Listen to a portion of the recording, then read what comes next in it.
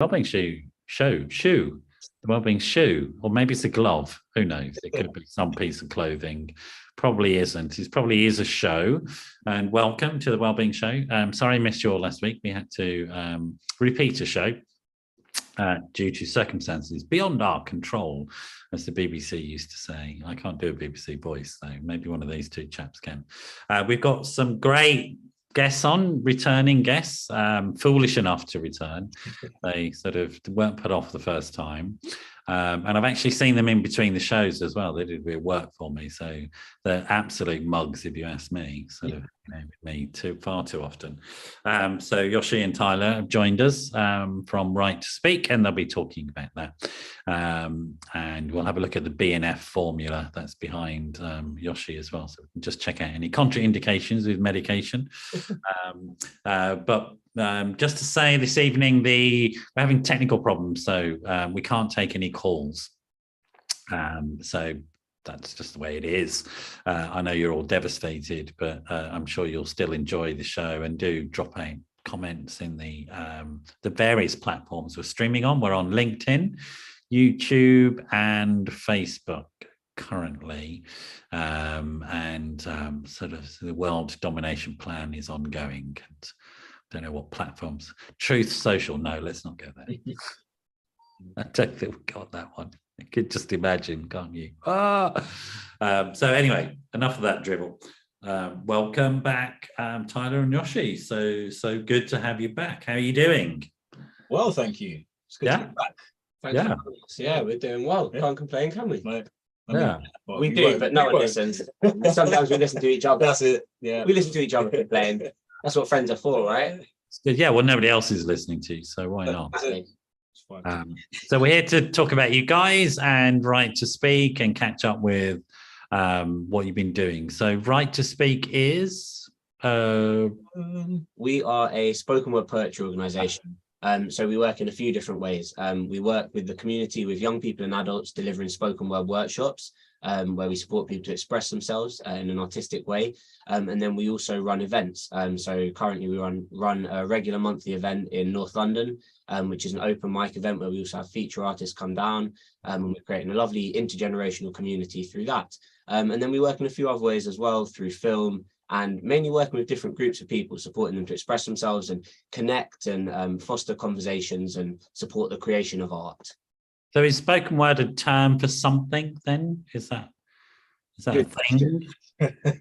Well, generally perceived, spoken word is a type of poetry, a genre of performance poetry. But the way we explain it and how we practice it at Write2Speak is we tell people that spoken word can be anything.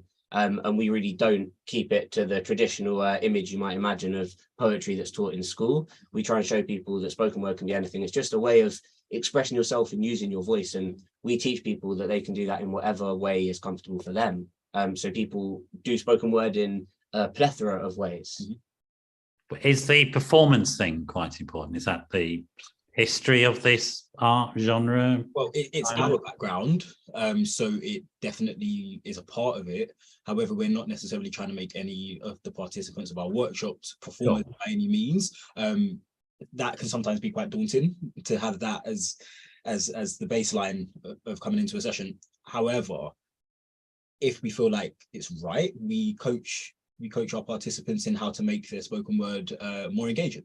Yeah, I guess it depends what level they're at. So in a one-off workshop with a new group of young people, that session might simply be about giving them a couple of spoken words to write and trying to use that to give them some confidence and get them speaking to each other and get them feeling like their voice is valued. Whereas if we're working with a group of young people for 10 sessions over 10 weeks, for example, during that course, we'll explore writing and performance and discussion and all the elements of spoken word. And by the end of most programs like that, we put on a performance with the participants. And by that point, they definitely are performance level. And some of our ex-participants have gone on to start performing and doing really well in the spoken word community. I mean, although like yesterday, we done a one-off workshop, and even within that, there were a few of the participants in that workshop who needed a little bit of guidance on how to perform their pieces a little bit better. And so we gave them that. We had, I guess it was like a 2-on-2 as opposed to like a 1-on-1. We had a couple of participants with us and who we were just coaching through how to make their pieces more fluid, more engaging. So is it, I'm just, because I'm an old fogey and I'm not up to with these modern thingies that you're talking about, but I remember a thing called poetry slam. Yes. It was a form of performance poetry. And yeah, people kind of put those two in the same category. And it can be, depends on the type of spoken word that you create. I think the words are used interchangeably. I think in America they call it slam poetry a little bit more, and some places here call it slam poetry, but generally the term I think that's growing is spoken word. Because it's so much more accessible when you call it spoken word, I think. Yeah.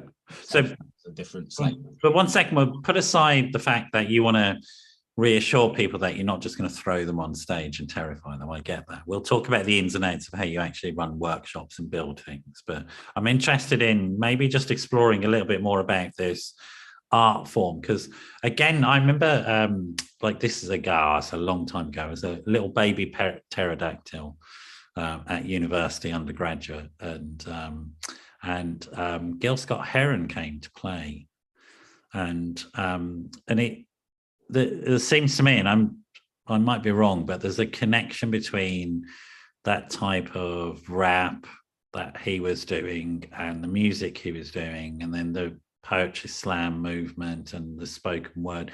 Does that resonate? Do you think that is connected? Yeah, there's a fine line between all of the audible art forms. I think what's really interesting about spoken word at the moment is, well, one, it's a currently evolving art form. And it's changing all the time, and it's not that well known, and the community where it is known is kind of growing and thriving. I think it came from it's protest art in a way, or it came from protest art. People like Gil Scott Heron and Benjamin Zephaniah and those types of writers who were doing poor Benjamin. He went not long ago, wasn't it? He said goodbye to us, Benjamin. Beg your pardon? Benjamin, did you not hear this year? Benjamin went. Zephaniah passed away. I feel like that. I feel like that kind of came in and left again. I feel like I sure it was Benjamin Zephaniah. I'm sure Benjamin died. Zephaniah passed away. I feel like that was a hoax. I had no idea. I saw him healthy and well and performing a year ago. Wow. Yeah, let me just. I could be wrong. Benjamin. It's a very sad way to start this show. That's blimey, not something I want to hear on camera. Yeah, 2000. Hang on. Benjamin Zephaniah. Is this? Or maybe I got it wrong. Unless I'm still alive. Oh, James is telling me he's still alive. Who was that guy? I feel like that wrong. Thank God. I feel like I heard something like that, but I feel like it was definitely hoax material. It wasn't Benjamin. Maybe it was somebody else. It was somebody else. Okay, great. Anyway, but yeah, I think the art form of spoken word, well, it definitely came from performance poetry and slam poetry, but it always had that feeling of protest and rebellion art. And what's interesting about the way it's evolving now is that it's become rebellion art, but for every one of these different groups that are evolving in our culture. So you've got kind of the Black-centered community, the LGBT community, the inclusive sort of disability community and people who identify like that. And there's all these different communities that sort of have found their way into the spoken word community. And because it's a way that everyone can express themselves and they're heard and they're welcomed, whoever they are. And a lot of people, it is about talking about the challenges they're facing. Another massive part of that community is mental health. It's a big topic within spoken word. I think, like, you know, the fine line that I was speaking about, I feel like spoken word is like a subcategory of rap, in the sense that rap was used to feel out and express one's pain, to do with one situation, and spoken word is the same thing. It's just done slightly differently. But the beauty of spoken word is that it isn't just that. There's also some incredible comedic spoken word, and so it isn't just stuck to being serious. Pain is laughter as well, if they say so. And laughter is healing. And so the fine line continues. Yeah. But it sounds like it's the point of it is that it's very accessible as an art form. Exactly. That's what. Well, it can be. I'd say it has multiple points as an art form. I would say the way we deliver it in an educational setting and in a community setting is very much about that. But then on the other side of things, to make an art form, there needs to be a certain level of excellence and a certain people. You need a bit of competitiveness and people trying to create the best art that they can. Otherwise, you lose the quality of the art. And so I think it has value in both settings. It has value as something purely about accessibility and everyone being able to express, which they can. But also we need to not forget about the quality of the art that we're making and the fact that you know, it's subjective, but then there's art that excels and stands out and inspires and is spiritual and has love and depth to it. And then there's art that's a bit more surface level as well. For me, spoken word is like the classy version of karaoke. That's just something that's just come to mind. It's like it's performance for people who don't usually perform, but it gives them that stage and that platform to be able to do so and be listened to and heard. I think what's so interesting about it, even in like all different settings, because we run this monthly event where we're sort of building up this community, and they're people who've been coming kind of regularly. They know a bit about spoken word, or they've searched it out to go to a spoken word event. And then we do things like what we were at yesterday. We were delivering a workshop for Plan International UK as part of one of their projects, supporting mostly young women who face certain challenges in Wales, that they've brought over to London for this day to celebrate this project. And these young people, after an hour's workshop, about 5 or 10 of these young women performed these incredible pieces that they'd written to a big conference room full of professional adults and some high-powered people. And it was quite an intimidating space to be in.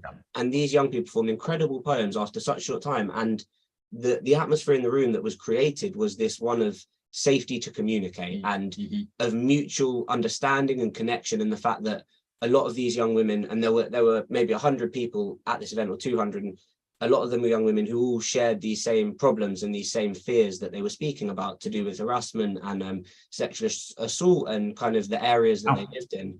And it created that connection and community and the space for those conversations. And the same thing happens at our event when adults come together and share the challenges they're facing. So there's something interesting for me about that in terms of thinking about this performance element, and how teaching people those types of skills might enable them to do something different. Does that make sense? Yeah, completely. One of the things that we like to lightly drill home in our workshops is that we're not trying to make anybody spoken word poets.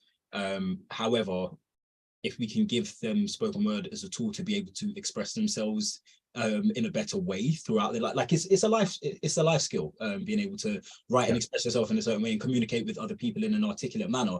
But I'm particularly thinking about these young women who clearly are not high-powered business people. It's incredibly valuable. You know what I mean? And in normal course of events, you ask them to say something to that type of audience, and they're just going to be flummoxed. They won't be able to. And it's particularly sort of serious issues that affect them and traumatize them and upset them, right? I think it's sorry to prematurely cut you.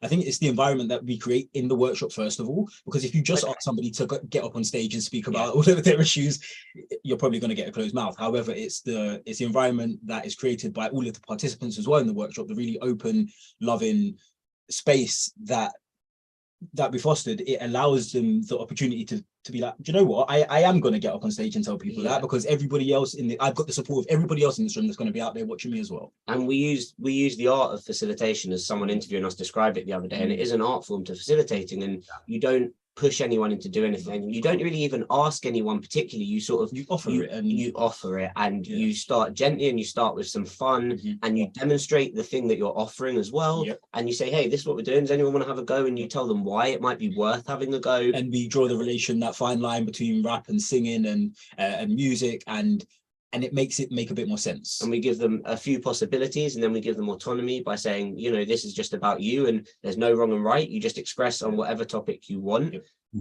But to give credit to these young women in particular, they were already part of this project by Plan UK, in which they were setting up their own local campaigns to tackle issues within their area, and they'd had some funding to run these smaller campaigns. So this day we were involved in was kind of the evaluation and celebration day for that project. And so these young people have been involved in a bit of public speaking activity already, and they're already doing amazing things within their own community for young people of that age. But to equip them with the skill of spoken word and those extra performance and public speaking skills like we did yesterday was it definitely added a big level to their performance, and it was seen when they shared. It was it was beautiful. The audience were very receptive, and they did perform at a higher level to the other young people who were just speaking about their project. You could literally see how, I mean, I saw you doing a certain exercise with that young lady. Tyler had this young woman who was quite anxious to do this, walking around the room, and eventually through doing a bit of breath work and some kind of calm atmosphere, she had got the confidence. She had I don't want to use the wrong words here. speech impediment. Would that be the right way She to had a say stutter. it? She had a stutter, and I noticed quite quickly that when she moved her body while she was speaking, it slowed the stutter right down. It almost disappeared completely. Yeah, I know, I get that. I used to have a stutter. I managed it through learning how to do theatre. Exactly, just being able to focus your energy in a specific place. Going too deep into that, but yeah, point being is that it's that thing about like being seen and understood. And no, we don't understand everybody's trials and tribulations, but we can certainly be open to them, and that's something that we've been able to do. And surprisingly often people do understand each other's challenges and trials, and that they try anyway, and that's actually, you know, I think goodwill exists in many places that we don't expect to find it, to be honest. I really do. I mean, there's a lot of stuff on, you know, in the media and social media that creates this sense of which we're at each other's throats, and we're not, you know. And I think a good example of it was when the pandemic came. We didn't start eating each other. We started helping each other, right? But the news can show a small selection of terrible incidents, and without showing any contrast, make us all feel like the world's this terrible place where there's all this terrible stuff happening. But actually, if you were to look at the number of people who had a perfectly normal day and had perfectly nice relations with everyone they bumped into, you know, the percentage of these terrible incidents, I hope, is quite small.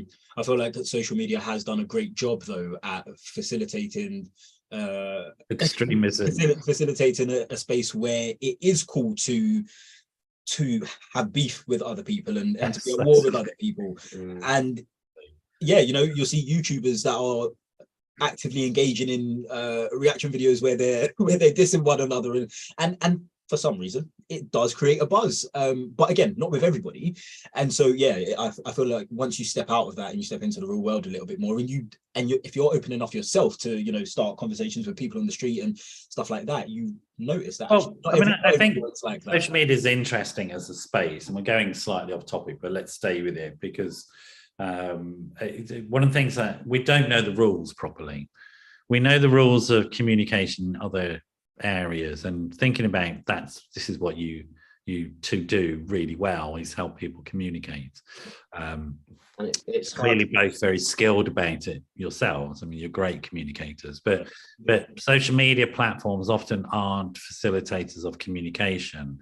They seem to be facilitators of discord and division as opposed to communication. And they are also the guardians of that censorship. So they are making up the rules as what's allowed and what isn't as they go along. And it's still social media is still very new.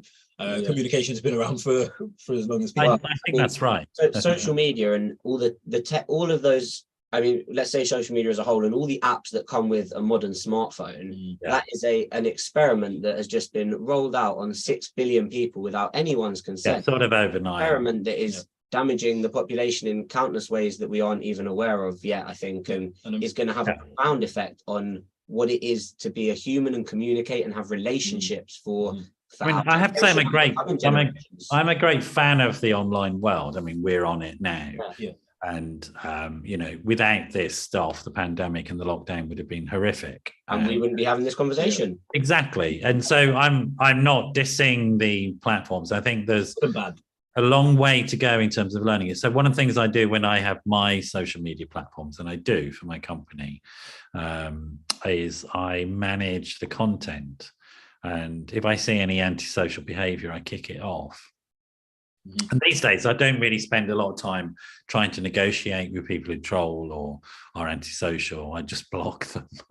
When you've got to do that for the however many billion users of the platform, how on earth do you do that? Well, AI. Well, yes and no. There are certain countries, namely China, are policing social media and making sure that certain things aren't slipping through the filter, so that we're going to get cut off YouTube. I mean, I think it's an interesting conversation because there's the online safety bill in the UK Parliament at the moment, and it's created a lot of debate about freedom of speech versus. I mean, it's old nonsense. It's a lot. And then it gets more complicated when you consider that children have access to everything. That's the point, isn't it? That I mean, I think social media is good, and I think communication in those spaces is valuable, but it has dangers. We need to recognize the dangers. And in the same way that, it's the same argument about cars, for example. There are dangers with them, so we regulate them. Yeah. You have to wear a safety belt. You have to drive in certain ways, obeying rules and regulations that we've invented to make it safe, etc., etc., etc. And so I think there's a reasonable argument to say that there should be some control of that. So nobody would argue these days, apart from somebody who's very damaged and dangerous, that pornographic images of children should be allowed on the internet. Of course they shouldn't. It's awful. You'd think. And so there are these things that, when we start to have the conversation, we go, yes, of course, that's right. We should be monitoring this. And it is, I think, coming back to your point, Tyler, there's been this experiment with this thing where there have been no rules or regulations upon it. And somehow we've listened to that strange argument about freedom. Well, yeah.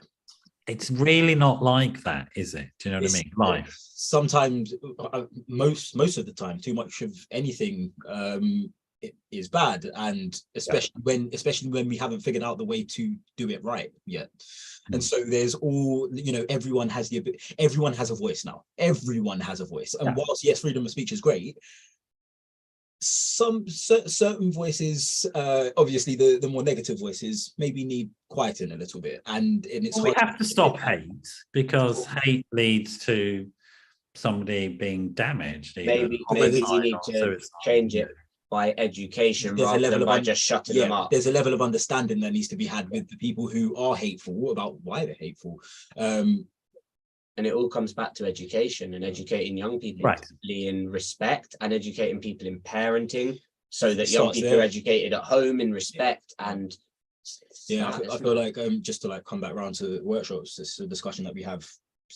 Where it must be. Absolutely.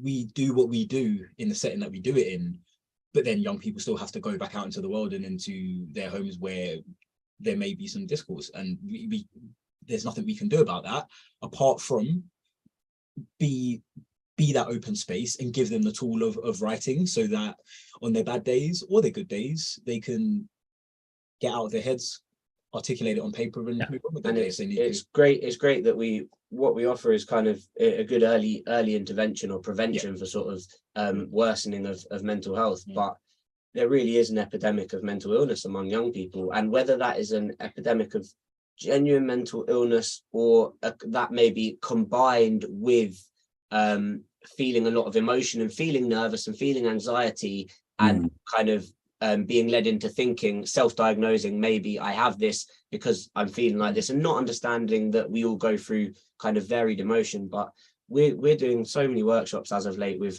groups of children in primary school and secondary school age, where the majority of the people in the room have self-described anxiety and a fear of just speaking to the room. And it does drastically change over a course of 5 or 10 workshops, even sometimes during 1 or 2 workshops. But the fact that so many young people are coming in with this heavy weight on their shoulders, and that, I mean, in this project we're doing with a girls' secondary school currently, we're 2 workshops into a course of 10 workshops with 15 and 16-year-old young women, and they all come into this room and they're very, very shy and sort of nervous to speak. And then as soon as they start writing, the stuff they come out with is incredible, and they're writing these poems about how they feel lost, and they struggle with the contradicting voices in their head and imagery and social media, and they're saying these poems, and suddenly they're all looking at each other and going, oh, me too, what? You too. And it's really powerful to see the benefit that what we offer can have, but also it's terribly upsetting to see the state that it's interesting, because what it sounds like is that the art form, for want of a better way of describing it, somehow allows for this communication to happen that otherwise would be unspoken. People wouldn't be able to voice it. Does that sound right? 100%. And I think it works in a number of different ways. I think it's because the way we facilitate and the art of spoken word and the way we offer it to people works on different levels, and we try and find something for everyone in that. And it's the environment we create and the structure of the workshops that we build up to it very gradually. We make sure everyone's feeling comfortable. And also when we're working, we're very observant and we're very aware of every single individual in the room, and we are reading every single individual's energy to give them the support they need as an individual as well as collective support. I think again comes back to the earlier conversation about the lack of, for want of a better word, moderation amongst some of these online spaces, because you there as human beings, you have a set of values and beliefs and you're facilitating those values and beliefs, right? I guess. Yeah. You're right to say it's not just you're not robots who just write a poem and then talk about how shitty you feel. We can't even deny that we're teaching them our opinions on how we feel the world should be and how we feel as young people they should kind of, but we do it in the most open way we can. But you know, we think that everyone should treat each other respectfully and listen to each other. And again, things that technically, you know, like you also said, no, that go without saying, but actually sometimes they need reiterating because you have to say them. You can't assume them. It's interesting because I was talking to James just before the show started. I do some radio interviews and stuff like that. And one of the people I've been interviewed quite a lot is a guy called Nick Ferrari on LBC, who we don't share the same views on the world at all. I know that name. Like politically, we're very different, but there's something about him that I feel when we talk, we share a lot of common humanity. And and just from having listened to him in other places, his values are definitely closely aligned to me, even though we have like diametrically opposed opinions on politics, without a doubt. But there's I don't ever doubt with the guy that he's just a decent human being. And I guess there's no hatred in no, not at all. And again, I feel like and not exclusive to, but I think it amplifies it. You know, again, the use of social media, it amplifies this. Oh well, if we're different, then you shouldn't exist, or there should be some sort of conflict. It's like, well, how about people just have conversations? I mean, there are some fantastic YouTube channels who do foster open conversation. And on one right now, folks, go and check out my channel. It's all about open conversation. There you go. It's just you know, talking, and just because you disagree doesn't mean that you have to want to. But it's that, do you know that cricketing term? You play the ball, not the man. It's a very sort of gender specific term, but it's an old term. And the idea is that you can be opponent to somebody and want to beat them, but not beat them as a human being. Beat them at the game you're playing. Beat them at the game that you're playing. And that's where conversation is really important, because it's okay to have different opinions of someone. And we always tell people this in the workshop. We start our workshop sometimes with questions like... Riley, you'd heard of that saying, hadn't you? Play the ball, not the man. Yeah. I maybe have heard it. A variation of, and I was going to say, don't worry about the gender. I'm just saying that because I said it to James again before the show, and he just looked at me blankly. Went, what? It sounded familiar. It just made me feel really old. I'm glad to know you two are kind enough not to make me feel old. I know I'm old. We'll pretend we understand it. But no, we make it very clear that it's okay to have different opinions. We all have different opinions, right. And we show them that as well in our workshops. We don't agree on everything. We're best mates and business partners and co-facilitators, and we don't always agree on the same things. And sometimes we let the young people know that, and we don't argue about it in front of them, but you know, we have that conversation. And we'll say, you know, Tyler sees spoken word like this, and sometimes Tyler does this, and whereas sometimes I think about this. What do you think? Because we all have our different opinions. And we say to people as well, part of the beauty of spoken word, and one thing we use to reassure people that they are good enough to do it, because people often go, oh, I can't write a poem. I'm rubbish at writing. I'm rubbish at English. We say, listen, everyone's mind is different and unique. And so whatever you write will be different, it's unique to you, to what anyone else will think. And so long as you can speak and write, and maybe not even write, or maybe not even speak, maybe it's a combination. You could write for people, couldn't you? Doesn't really spoken word. It's, you know, even think of a thought. There's something interesting as well about taking stuff in here and putting it out there, and how it might change in that process. Yep. Yeah. Does that resonate with you? Yes, and it's funny you even say that. Sometimes, so I find this, I don't know if, I'm sure you do, sometimes I will write something with the exact emotion that it came through my body with, but then when you perform it, it doesn't quite have the same feeling because you're in a different time. And so it doesn't always translate. However, there's one specific young lady in the workshops that we're doing in Essex, And nearly every time she reads, the emotion is right at the forefront of her pieces, and it's really beautiful to see. Yeah, good performance. She's not trying to hold it back; it just comes out. And we were trying to figure out. We were like, is she a good performer, or is she just really emotional? Is she just really in touch with her feelings? Yeah, and I think it's the latter.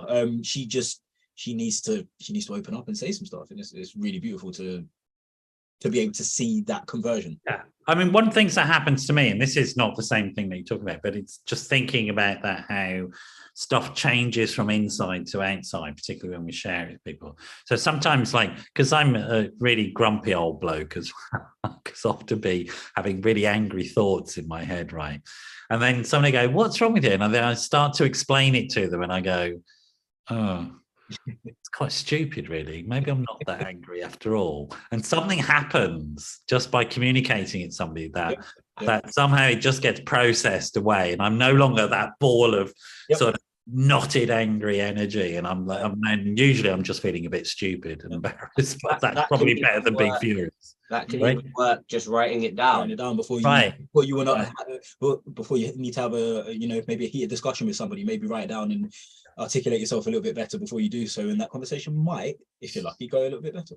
Yeah. I mean, if that's a great skill to offer somebody, like if they're going to have a difficult conversation with, say, an authority figure, their boss, their teacher, their parent, and it's a difficult subject, like writing it down and rehearsing it, getting rid of those excess emotional stuff and being able to communicate it much more clearly. I mean, it's a great skill, I think. And that, both of you are quite, like, the energy that you have for it is natural energy anyway, but there's also, it seems to me that you're very committed to this, and I'm presuming because you know personally how transformative and helpful this stuff is that right? Am I guessing right? It's funny, I was to draw on what you were just speaking about before. I was that kid who would come home and write a letter to whichever teacher pissed me off that day, and and often give it to them as well. And then be suspended for 2 days. I was going to say, my advice is, folks, don't send that letter, don't send the email, write it, but don't press the send button. If they suspended me in reception or year 1 or year 2, it would have been a little bit crazy. But yeah, there was something in it. I mean, my mum, she finds these letters sometimes and gives them to me. She's roaring in laughter at how I was trying to articulate myself at these ages. But yes, we have both experienced the need to be able to speak our. Do you mind talking about that a bit? Your experiences, is that okay? Yeah, for sure. So I mean, for me, I always wrote a lot growing up in school. I was often in isolation and detention, and I always wrote rap because that was the art I really resonated with. But I was never very good at it, and no one ever sort of listened to what I had to rap. And I was a little white kid with a lisp, so it wasn't really happening for me at the time. But eventually I found the art form of spoken word, and for me it did change my life. There's no two ways of saying it. It changed my life. I went from being sort of an out of work actor, doing other jobs and sometimes working as an actor, to finding this art form, and in a space of months realizing that there was kind of an art form that I until this point wasn't aware of, that I wanted to build a career in. And I suddenly found I suddenly felt appreciated for my lyrics, which is what I always wanted as a kid growing up, and I never found a space to do that. And when I started performing spoken word, I felt accepted and appreciated for what I had to say. And doing it in an artistic setting just makes it all more exciting. And what was the stuff at school? Why all these detentions and things like that? Because I was very talkative, and I was the kind of young person that we encourage young people to be now in our workshops, the kind of person who sticks up for themselves and doesn't, if a teacher says, "Oh, be quiet," I would respond with, "Actually, I was talking about something worthwhile," or "Why are you looking out the window?" I'm thinking, well, they don't smart ass. Right. I was a smart ass. I chatted back to the staff, but I also stood up for what I believed in and what I saw was fair and what I saw was unfair. And you don't get very far doing that in most state schools. Hence often being isolation. Yeah, similarly. But was that similar for you? Yeah, very, very much so. Like I say, I was always having some sort of altercation with the teacher who just wanted to shut me down. And actually, often it was just me asking questions, trying to understand what was happening and the whys. And that wasn't, that doesn't fit the curriculum, does it? They've only got a half hour to teach a lesson. So, and so for me, I grew up more with a dance background, and so I learned to express myself through movement. Right. And yeah, just expressing my frustrations through dance, really. However, although I had, you know, the letter writing side of me as a kid, I would say I kind of lost that a bit as I moved more into dance. And dance is incredible, and it's something that everybody needs as well, you know, to move your body and move around that chi and that energy. However, being able to articulate myself properly and being like you say, appreciated for what was in my mind, my thoughts and my thought process, which can sometimes be a complete scatter. But, you know, when I then go and perform my piece on stage and people are laughing and whatever, it's a really beautiful thing. And also where I come from, and I still feel like this actually, and I don't think there's anything wrong with it. I've kind of gone 360 in my head about it. Where I come from, sometimes talking isn't the best thing, you know, you don't talk about certain things. Yeah. And I've learned to hush that side of me a little bit and be a little bit more expressive. However, maybe it's because it's ingrained in me, but I'm also okay with the fact that I don't always want to talk about certain things, and I don't think everything does need talking about. However, I can write it down and I can get rid of it and move on. And everyone's different, and you know, you're a healthy individual who's worked out the process that works for you to handle your own emotions and your thought process. So it's a broader concept, not just of speech, but of communication. Yeah, and communicating emotional communication with yourself as well, just understanding who you are and how you process things, and because everyone's different, of course. Yeah, you just got to find that thing. And also, I must admit as well, I have had CBT therapy, and so that really does help one get in touch with your mind. Yeah. So therapy helped you, gave you a set of tools and skills. How about yourself? Did you have some therapy as well? I haven't ever had therapy, no. I guess for me, I haven't had therapy. My friends and exercise is my sort of what I do for my personal therapy to keep myself feeling all right. Yeah. And I would like to add in your family as well. Yeah. But when it comes to art, I think it's a really great thing, a great basis for communication and connection, whether it's spoken word or any other artistic discipline. We both met at Chicken Shed Theatre Company, which is an inclusive theatre in North London, and it was their practice that inspired a lot of the work we do. And they use art, and it's all about creating art, but the real value in it is not just the art they create, it's the home that is built for everyone within that community, and the connections that are built, and the space that they create for all those people to come together and be a community. You can do that through art in lots of different ways. And I've seen, and the impact of spoken word has been really hard to describe. Some of the, we've had so many moments over these last few years where we've seen it very clearly change a young person's life from participating in just one or a couple of workshops. You can literally see, and because I've been through that myself in a way at a later stage to most of these people we're working with, but you can literally see the change in some of these young, they'll come up to me and say, I didn't know I had a passion. I didn't know, like literally, I didn't know that anyone would listen to me. And now I feel like I have the right to speak. And now I feel like I deserve to speak. And to add to that, obviously it's beautiful when a young person says such things to you. It's equally as beautiful when an adult comes up to you and says the same thing. Somebody who's gone through, someone who may be older than us, or a similar age, and they haven't been able to express themselves this whole time, and either through a workshop or and coming to an event and getting up on stage and actually speaking their mind, the rush that they get from it is just incredible. And seeing these people who have gone through 40, 50, 60 years of life just open up all of a sudden is incredible. Yeah, it is. Yeah, it's wonderful. The sort of transformative power of the arts is well known and it's well recorded. And that's not just us, it's every poetry. I was about to say spoken word and poetry all at the same time. It's every spoken word organization that's out there doing this and holding these spaces for people who need it. It's incredible. It's beautiful. At pretty much every one of our events, there'll be a handful of people, at least a few people, who are performing spoken word for the first time in front of an audience. Yeah. And every time someone does that, it is a transformational process. You're terrified, as I experienced when I did it for the first time, and you come off stage with this massive thing of relief, and then there's this revelation when you're appreciated for what you've said. And also, so it's the space, and it's also the people that are in the space. For example, I decided on a whim, because I was in the area, I think it was at the beginning of April, mid-April. I was in Birmingham because I live up in the West Mids, and I was in Birmingham for a reason. And I decided that while I was there, I was going to see if there was any spoken word events happening. And I looked on Eventbrite and I found one called the Blank Canvas Society. Check them out if you've never heard of them. The Blank Canvas Society. And I went by myself, and I'm a fairly confident person, but I still get nervous, of course, we all do. And I went to this event by myself, not knowing what to expect. And the warmth that I got and the receptiveness that I got from a completely new crowd of people was just incredible. And I was like, wow, yeah, these spaces are incredible and there needs to be more of them. I mean, what's interesting to me is that, you know, there are very few transcultural, transhistorical human experiences in mental health or illness or in general. Very much things are time specific and culture specific. And that's, you know, including things like gender identity, etc. These things are largely constructs. But what's interesting is that the arts is one of the, as a collection, but also as individual things, are one of those few events or things that are transcultural, transhistorical. They've always been invented by human cultures, no matter when. And in fact, in many ways, you can define the beginnings of human culture because you see these pictures. And in fact, one of the earliest art forms that records the beginning of human culture is decorating graves, for example, oddly enough.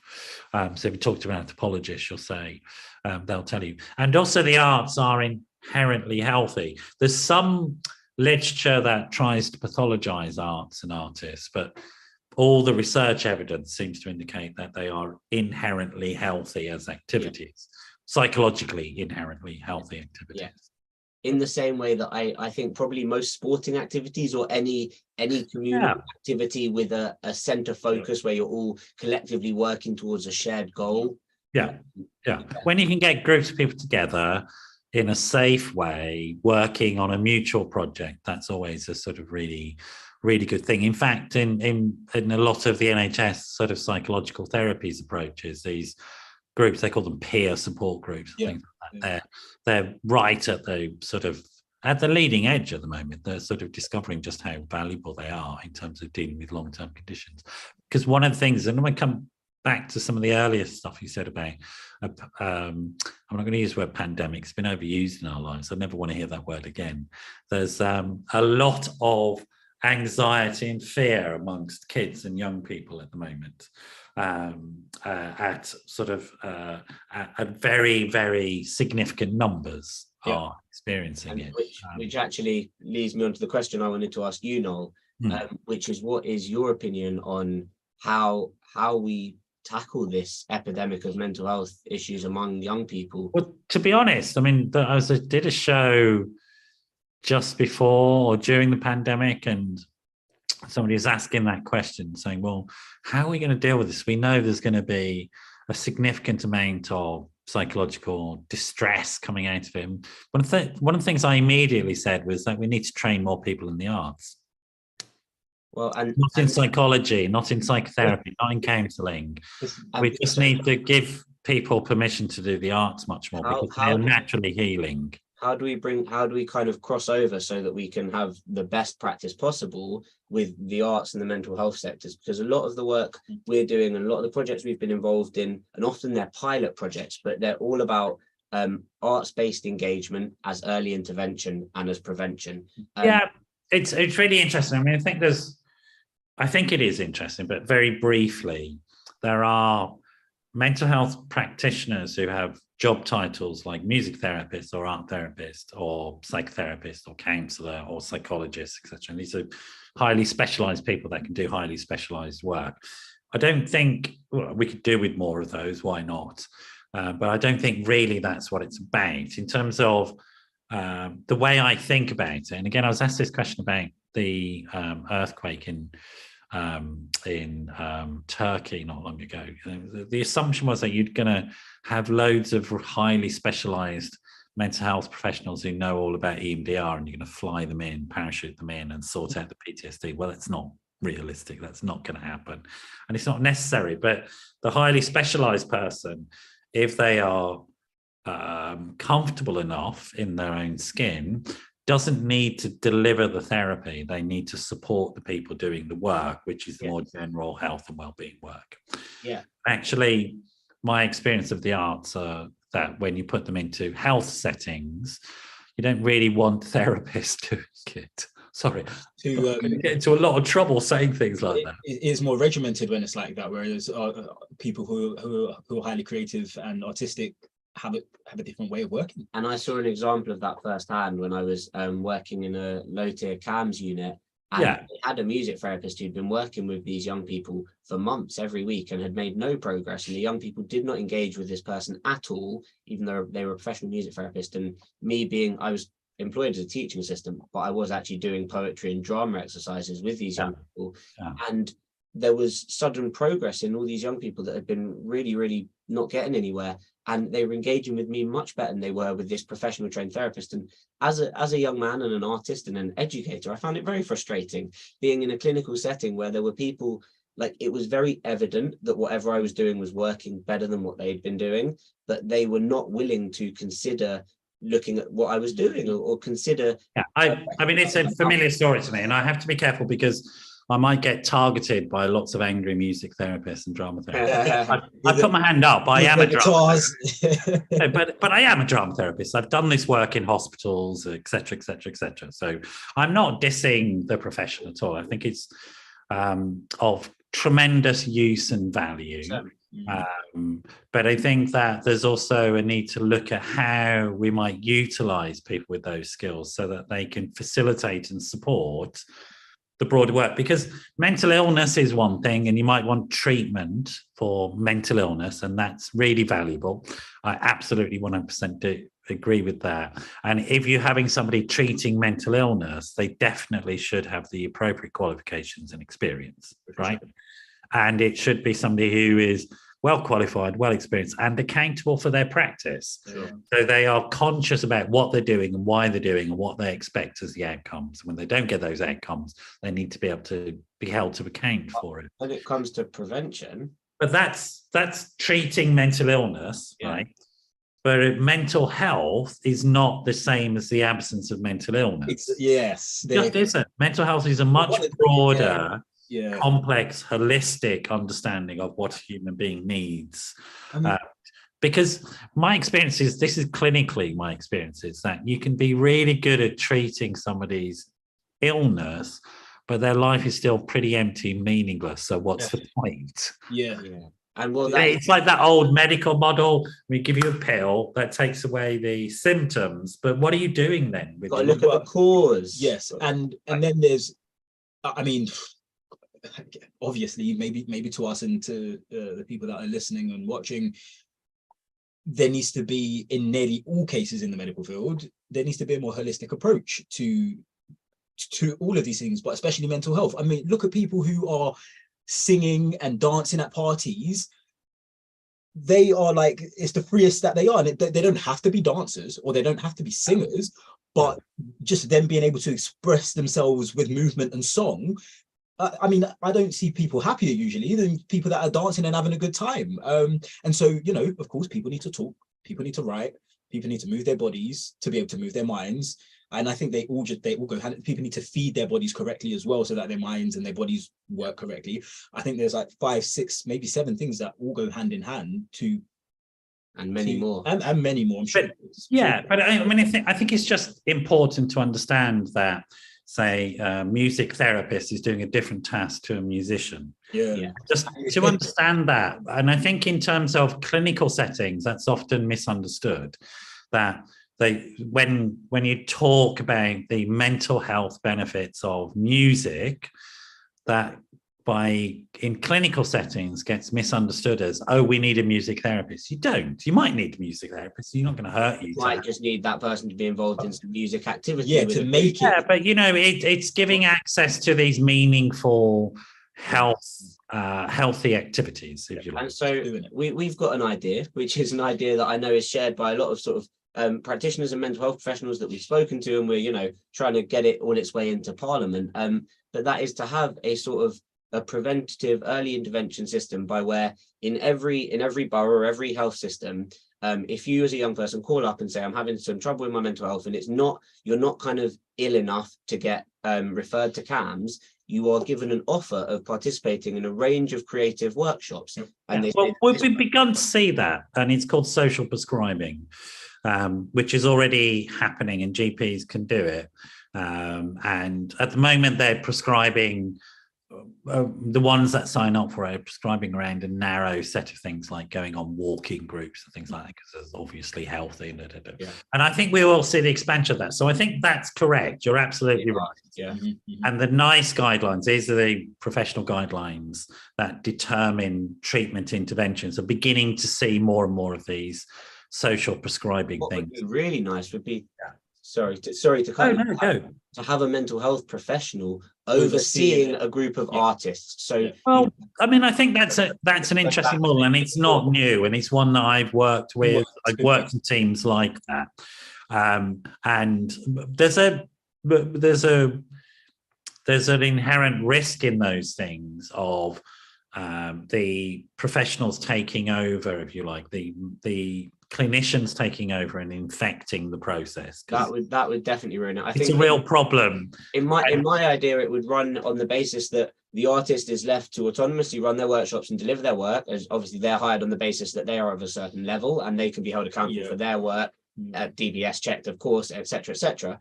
And there used to be a lot of projects like that. I worked in one in Edinburgh when I first started my practice. It was a joint project of arts therapists and artists and psychotherapists and artists. And the artists would be able to, if they needed support, then go to someone with the mental health experience to say, hey, how should I best handle this? And they'd work together to find a solution. It's not a hierarchical situation. And find best practice by collaboration. That's it. Well, and again, the models for that exist. They're called MDTs, multidisciplinary teams. And so again, those models exist, but I think the reality is we have a health service which has been decimated for 13 years. So we have to there's a political reality check here that's, we've got nurses going on strike because they haven't had a wage increase for 10 years, right? We've got doctors going on strike. And if you think about the people who choose to become nurses, if those people are having to not go in and save the people they want to look after because they're being treated so badly and people aren't listening, what the hell is going on? And it's also, it may not be an appropriate place to deliver via that type of health system structures anyway. And there are inherent issues around health funding and how most of the lion's share of the money goes towards treatment rather than prevention. And it's beginning to rebalance, I think, and I'm not an expert on health funding, but that's more of a lay opinion than anything else. So in terms of relevant though, but you make more money from treatment than prevention as well, don't you? I mean, it's like if you're in America, that's absolutely true. And they have they have an illness service, not a health service, because there's more profit in illness. That's not necessarily true in the UK and in Europe because there's a different model, but it's more the politics of who holds budgets, and the people who hold budgets are consultants. And in fact, your dad will know more about this, given that he was one of those. So consultants have money and they like to hold on to their money, and they like to hold on to their teams and things like that. So, I mean, there is a need to rethink all of these things. But coming back to the question, how do we deal with these problems? Now, I think it's really interesting. And if we look at some of the things that are happening in schools, so CAMS is struggling, for people who don't know, Child and Adolescent Mental Health Services, has been struggling for a long time. It struggled long before the pandemic, got far worse in the pandemic, and the what do they call the entry point that the whatever it's called, that's not the correct term. Off a building before I can get treatments. Yeah, it's that thing. There's a word for it, but I can't remember. Now, what's happened, and I have to say this is a really great move, is that rather than try and sort out CAMS and have a lot more mental health nurses in and a lot more psychologists, which are very expensive, and it takes the agenda for change, recognise it would take 5 to 10 years to get those people in. They went a different model with the schools, and they produced support services around each school, which are looking at health and well-being in a more general sense. And the way to think about it, the way I think about it, is I think about the project, which is now called NHS Talking Therapies, but used to be called IAPT. And IAPT was a way of training people in a set of core what were cognitive behavioral therapy skills without giving them a full several years of psychotherapy training. And it was a very targeted training program that was very targeted dealing with the more general mental health problems that the population have. And to date, they've treated 6.5 million people, which is fantastic.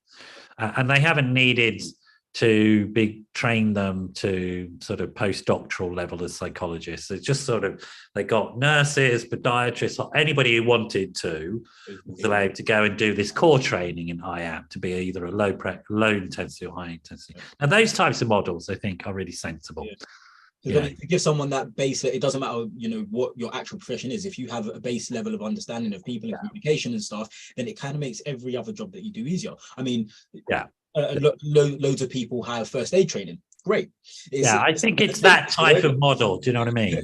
Yeah. And we need to do that. I believe we need to do that more in terms of mental health, not necessarily mental health first aid, which is a signposting service, but looking at how we roll out and equip people to be more psychologically astute and to be able to intervene, and teaching people about psychologically healthy behaviors, such as the fantastic work you guys are doing. With a really good artist or a really good facilitator, they are doing that all the time, and they're taking into consideration the well-being and the mental state of every person in the room without making it obvious. They're observing. And I think what the highly technical specialist like me needs to be doing in situations like this is understanding that what you guys do is good enough as it is, and it doesn't need to be messed about with. But it's like you say, in clinical settings, it just needs to be safe. And that's what the professional like me should be doing, is just making sure it's safe, that the systems are in place in case something comes up and somebody starts to feel like hurting themselves, for example, so that there's good communication and signaling around that sort of stuff. But otherwise, it's about just facilitating you to do the work. That's literally it. Because these activities are inherently healthy activities. And I want to keep saying that to people, that get involved in the arts, get involved in what you guys are doing, join an Amdram group, learn to sing, join a choir, learn to dance, go to etc., do all this stuff, and you're quids in terms of your psychological health and well-being. You really are quids in. It's a brilliant thing. And your general life satisfaction and happiness and motivation. In our day and age as well, a lot of people are quite sedentary as well, and just being able to, like I said before, like move your body, get some energy. It does wonders. Move your mind, your body to move your mind. So when you're pushing out an open door with me, I'm sorry, I got in a bit of a soapbox. I'll stop there. We're running out of time, folks, but it's always like this. But I want to make sure that you get your plugs in for the various groups and how people can get hold of you. So first of all, is there a dreaded website that people can get hold of you? www.write2speak.co.uk, and Write2Speak is WRITE, the number 2 speak. Write2speak.co.uk is our website.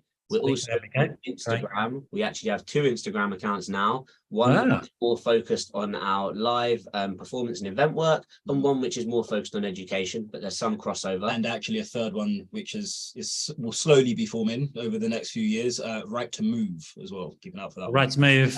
Tell me the names of all 3 of them. Write2Move. Already? Yeah. So Write2Move UK, Write2Speak UK, and Write2Speak.education. Brilliant. Fantastic. And we run a monthly spoken word event at the Queen's Arms in Barnet, which is the 3rd Wednesday of every month from 7 p.m. till 10 p.m. And you can find out all the information and book a ticket for that via our website. You're called the Queen's Arms. So you need to point something out to them. Clearly saying. All right, so say that again. It's in Barnet. In Barnet, in North London, on the 3rd Wednesday of every month at the Queen's Arms, and you can find all those details through our website or through our Instagram. And so is the website the best way, if people want to book you, for example, is that the best way to get hold of you? Yes, or you can email us, which is just info@write2speak.co.uk. Right. And our main Instagram account is Write2Speak UK. So that's where you can find out about all the events. Great. And the main focus of your work, I guess, I mean, you have this monthly event, but you're actually workshoppers, aren't you? You go into schools and all sorts of settings. Tell me about the types of settings that you work in. We work in all settings, from primary school with children of age 7 and 8 upwards. We work in secondary schools, colleges, universities, and with charities and youth groups, and with adult groups as well. Right. We also work with groups that are facing certain challenges, marginalized groups, people that may struggle to participate in society in some ways. We can create tailored workshops to those groups. We work with local councils as well to facilitate workshops for target groups that they'd like to work with. And you know that famous sort of little anecdote about Winston Churchill, don't you? When his Minister for the Arts during WW2 came up to him and said, you know, we need to close down the theatres and the galleries. We can't afford to keep them open anymore. We have to take their money away and build tanks with it. He said, if you do that, why would we bother fighting? There we go. Seriously, he was right. I mean, there's a lot he was wrong about. But I was going to say, yeah, something he got right. Yeah, you know, that's the truth here. And the truth is also that no one is one layered, right? Yeah, everyone's multi-layered. Absolutely. As an Irishman, I've got complications around that bloke, but there you go. But we're inclusive. Look, it's been fantastic to have you both on, and we will bring you back again to talk about these things again. It's the work you're doing is hugely significant, and if from the last time we talked, it seems to have grown again, which is good. I'm glad to hear that it's growing. So hopefully we can collaborate in the future on creating some support systems. Absolutely. So you folks stay there. I'm going to say goodbye to everybody else. I cannot remember who we've got on next week, but I never do remember. So that's not unusual. That's not because they're not very good. They're going to be brilliant, but it's just me. I never know. James will be laughing his head off at me. Maybe it's Benjamin Zephaniah now that I've just alive. Well, I'll reach out. I feel like we need to apologise to Benjamin Zephaniah. I do. For that, like weird beginning to the show. Benji, I'm so sorry, mate. He's like a total hero of mine. Get us on the next Life and Rhymes show, if you're watching. Bring him on. Who knows? Lovely to see you all. See you all next week. You guys. Thanks for your time. Bye-bye.